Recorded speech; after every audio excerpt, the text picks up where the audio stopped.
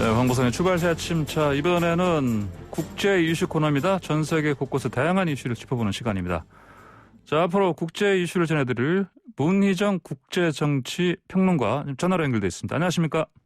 네, 안녕하세요. 예. 자, 먼저 미국 역사상 최초로 두 번이나 탄핵 위기 직면했던 트럼프 전 대통령.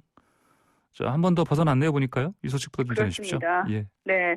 지난 13일 미국 상원에서 진행된 트럼프 전 대통령의 내란 선동 혐의에 대한 탄핵 심판 표결에서 찬성 57표 대 반대 43표로 탄핵안이 부결이 됐습니다. 예. 이 현재 상원이 공화당과 민주당이 똑같이 50석의 의석을 가지고 있는 상황이어서 사실은 탄핵을 가결시키기 위한 3분의 2인 67석을 얻는 것은 처음부터 무리라는 얘기가 많았거든요. 네. 그대로 됐다고 볼 수 있습니다. 예. 자, 이번 탄핵 사유는 지난달 6일 의회에 시위대가 난입해서 폭력 사태를 일으킨 부분과 관련해서 이 트럼프 대통령이 이를 부추기고 방조했다는 건데요. 탄핵안을 발의하고 이끈 의원들은 비록 부결이 되긴 했지만 이 트럼프 대통령이 도덕적으로 책임을 져야 한다, 이런 얘기를 계속해서 하고 있습니다.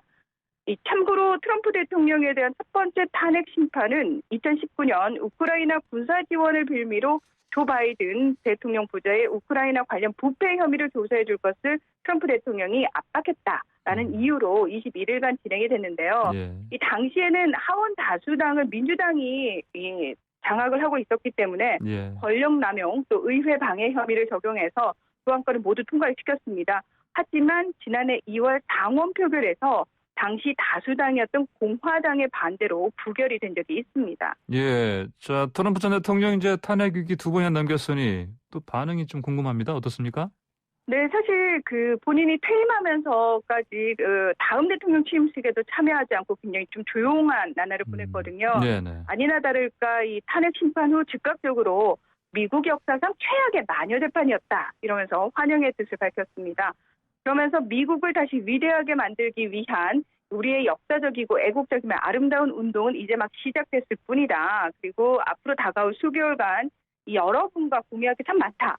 앞으로 지지자들과 더 많이 함께할 것이다, 이러면서 본격적으로 이제 목소리도 내고 정치적 행보도 좀 활발하게 하겠다, 이런 걸 시사했습니다. 예. 이 한편 트럼프 전 대통령은 지난달 25일 자신의 거주지인 플로리다주 팜비치에 사무실을 열었는데요.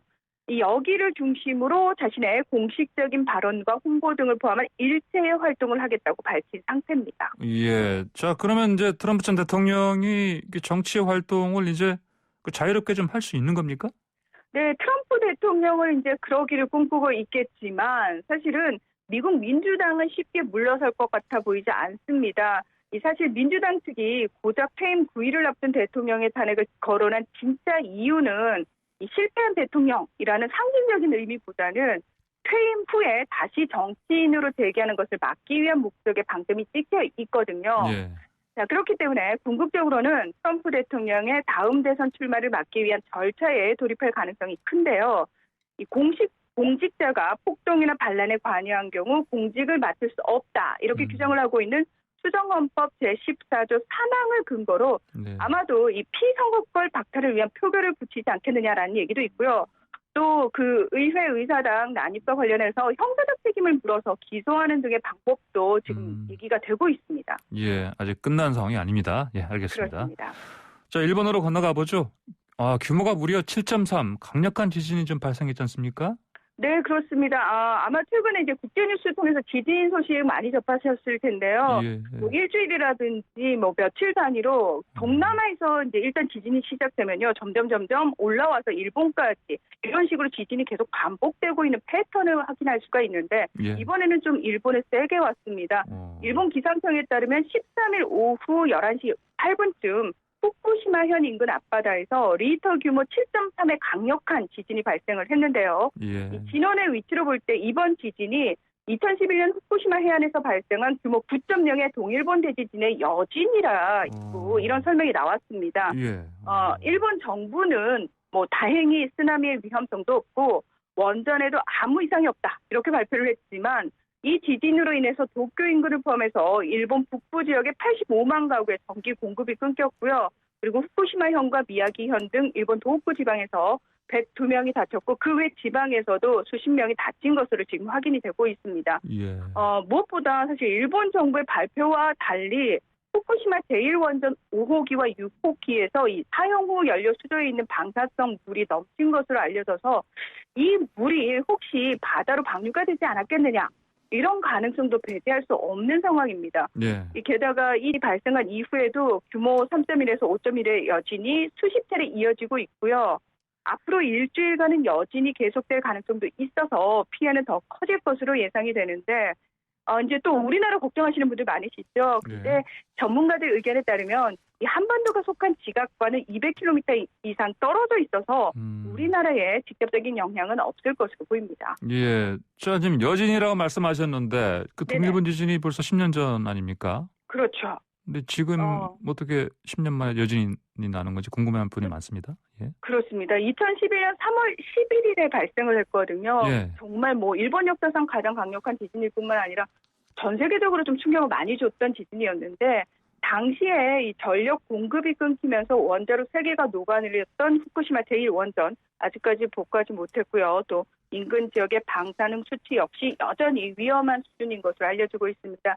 그런데 이 홍태경 연세대 지구시스템과학과 교수는 10년 전에 동일본 대지진은 300에서 400km 규모로 파괴된 단층들이 네. 다시 균형을 잡으려고 하다 보니까 그 힘 때문에 여진이 지속적으로 발생하게 되는 것이다 이렇게 설명을 했어요. 그러면서 지진의 강도가 한 단계씩 올라갈 때마다 여진은 기하 급수적으로 증가한다라는 이론을 제시를 했는데 네. 따라서 이 동일본 대지진 수준의 강진이 한 번 발생을 하게 되면은 뭐 짧게는 10년, 길게는 20년에서 30년 동안 크고 작은 여진들이 발생할 가능성도 있다고 지적을 했습니다. 예, 앞으로도 또 여진이 또 이런 큰 규모 7.3이면 굉장히 큰 건데 이런 또 여진이 계속 발생할 가능성이 적지 않습니다. 거죠. 네, 알겠습니다. 네.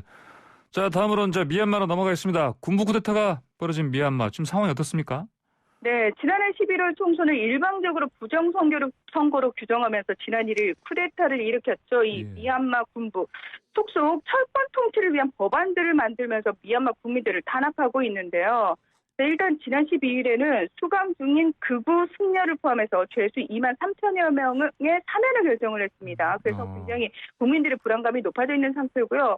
13일에는 어떤 걸 단행했냐면은 법원의 허가 없이 24시간 이상 구금할 수 없고 압수수색 때는 또 법원의 사전 허가를 받도록 하는 조항들이 담긴 시민보호법의 효력을 정지시켜버렸습니다. 그리고는 무차별 체포를 자행을 하고 있는데요. 예. 뭐 이미 소식 많이 들으셨겠지만 지난 6일부터 이 미얀마의 시민 수만 명이 수도인 네피도와 또 제2의 도시인 만달레이를 비롯해서 전국 각지에서 군부 쿠데타 반대 시위를 벌이고 있습니다.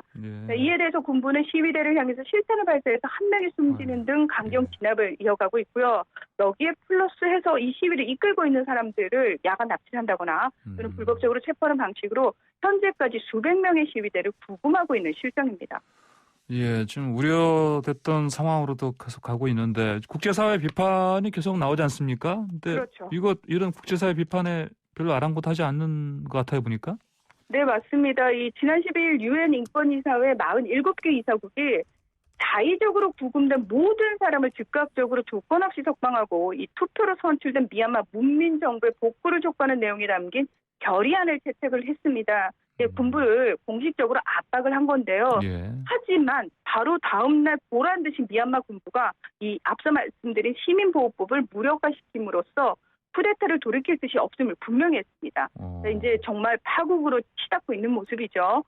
지난 10일 조 바이든 미국 대통령은 이 쿠데타를 지시한 군부 지도자를 즉각 제재하도록 하는 새 행정명령을 승인을 했는데 미국 재무부도 미얀마 다른 기업들의 쿠데타 관련 품목의 수출을 제한을 하고 미얀마 국방부 등에 대한 수출도 제한하는 조치도 단행한다 이렇게 밝혔습니다. 예, 자 그런데 이제 그 중국과 러시아는 또 다른 목소리를 내고 있습니다.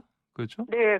앞서서 유엔 인권이사회가 미얀마 군부 쿠데타를 비판하는 결의안 채택했다 이런 말씀 드렸는데 중국과 러시아의 경우 이 사태 자체가 미얀마의 국내 현안이다 이렇게 규정을 하면서 오히려 서방 국가들이 내정 간섭을 하는 것이다 이렇게 주장을 하면서 이 회의 자체를 반대했습니다. 이 미얀마 현지에서는 군부가 쿠데타 상황을 전 세계에 전하고 있는 소셜 미디어를 차단하기 위해서 중국 지원을 받으려 한다라는 얘기가 퍼지면서 예. 수백 명의 시민들이 중국 대사관 앞에서 항의 시위를 벌이고 있는데요. 사실 여기저기서 반정부 시위라든지 민주화 시위가 벌어지고 있는 곳에서는 그 정부들이 제일 먼저 SNS나 인터넷 차단부터 나서거든요. 네, 네. 사실은 그걸로 인해서 시위가 조직화되는 경향을 보이고 있기 때문에 이 부분과 관련해서 중국이 가장 앞서 있습니다. 그래서 미얀마가 아무래도 중국의 도움을 받아서 이렇게 시민들을 억압하고 있는 것이 아니냐라는 얘기가 지금 퍼져 있는 거고요. 자, 그럼 중국은 왜 이러냐? 사실은 미얀마 내에 미국의 영향을 좀 견제를 하고 경제적 이권을 독차지하기 위해서 미얀마 군부와 중국이 좀 결탁을 했다. 이런 분석이 있습니다. 예. 미얀마라는 나라는 지도상에서 보면요. 중국이 인도양으로 연결될 수 있는 통로거든요. 상당히 중요한 지정학적 위치를 가진 나라인데 지난해 초에 시진핑 중국 국가주석이 미얀마를 방문해서 중국 미얀마 경제회랑 프로젝트 등 인프라 관련 협약을 대거 체결하기도 했습니다. 예, 그렇군요. 자, 리비아 쪽 좀 얘기 좀 들어볼까요? 네네. 그 리비아가 좀 보니까 그 상황이,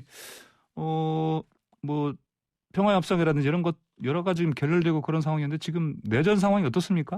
네, 자, 아프리카 대륙 위쪽에 이 지중해와 접해 있는 리비아라는 나라가 있는데 아마 한 번쯤은 다 들어보셨을 거예요. 예전에 1970년대 왜 우리나라 건설사와 노동자들이 파견돼서 고생했던 나라, 이런 나라 기억하시는 분들 계실 텐데 2011년 아랍 민주화 운동이었던 아랍의 봄 당시에 무아마르 카다피 정권이 무너진 뒤에 무장 세력이 난립하면서 지난 10년간 사실상 무정부 상태의 혼란을 겪었습니다. 그런데 2019년 4월부터 이 유전지대가 많은 동부를 장악한 군벌 리비아 국민군과 그리고 리비아 통합정부, 이 리비아 통합정부 같은 경우에는 유엔을 비롯해서 국제사회가 공식 정부를 인정하고 있는 곳이거든요.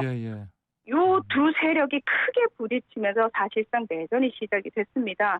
그런데 여기에 또 자국의 이해관계에 따라서 러시아, 이탈리아, 이집트, 사우디아라비아, 아랍에미리트 등은 리비아 국민군을 지원을 하고요.